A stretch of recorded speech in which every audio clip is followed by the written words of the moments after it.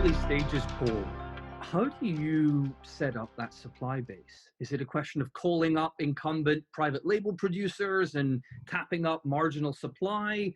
How does that actually work? And what sort of environment do you face in building up your supply?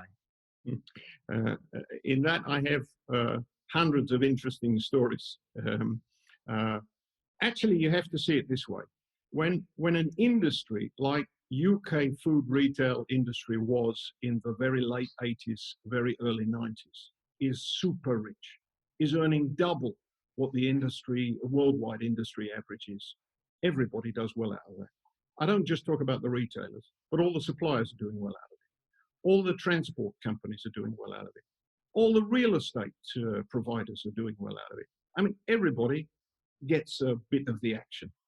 The only person that doesn't do particularly well out of it is the consumer, because they have to pay more of their hard-earned cash to get their groceries and stuff they need to run their lives.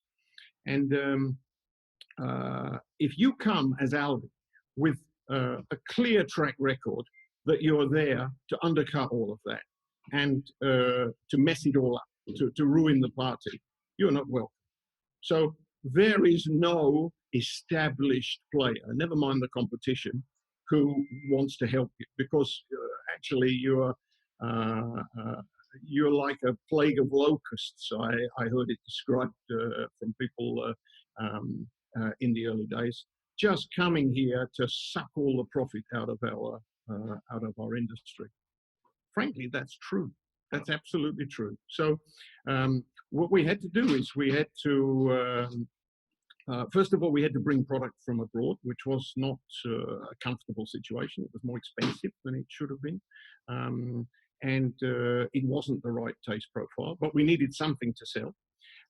And secondly, we had to establish relationships with small, upcoming suppliers who were looking for some vehicle to grow themselves. And in many cases, we actually invested money these companies, either by way of long-term contracts or actually buying the machinery ourselves and renting it to them. So basically, we did everything over those first 15 years to get ourselves what our goal was, which is to match the quality level of the best-selling brands on the market.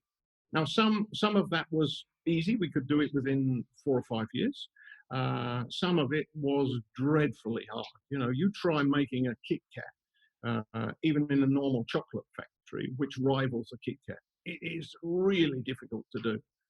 Either the chocolate mushes into the biscuit, or the biscuit is too hard and breaks your teeth, and so on and so on. It was really a journey to end up with 1,000 products which truly were rivals for the best-selling brands on the market under the private labels which the company was doing. Enormous fun.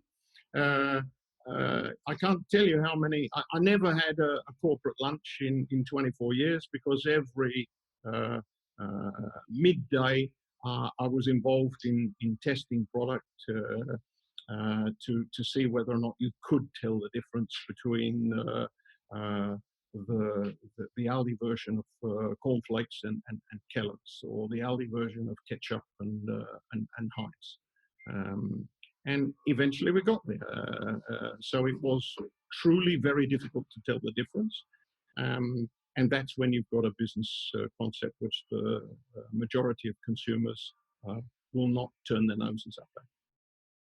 And in looking at that business today, what share of the offering will be supplied locally? And now that Aldi's been in the UK for, I mean, we're talking close to 30 years now. I mean, the true answer to that question is about 50%.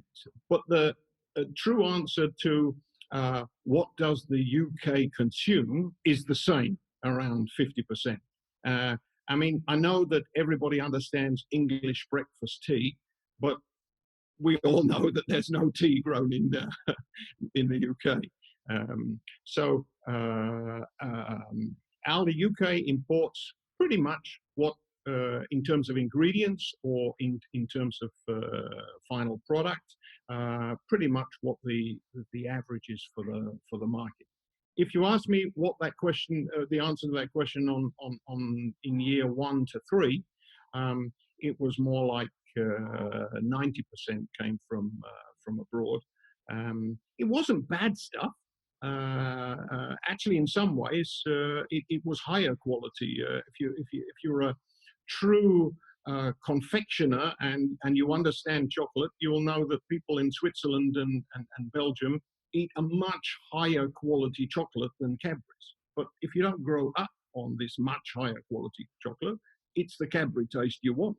And no matter what you put in front of the customer, if it doesn't taste like Cadbury's, there will be a significant number of people who say, no, thanks very much, that's not what I'm looking for. So matching the local expectation becomes the goal of the product range.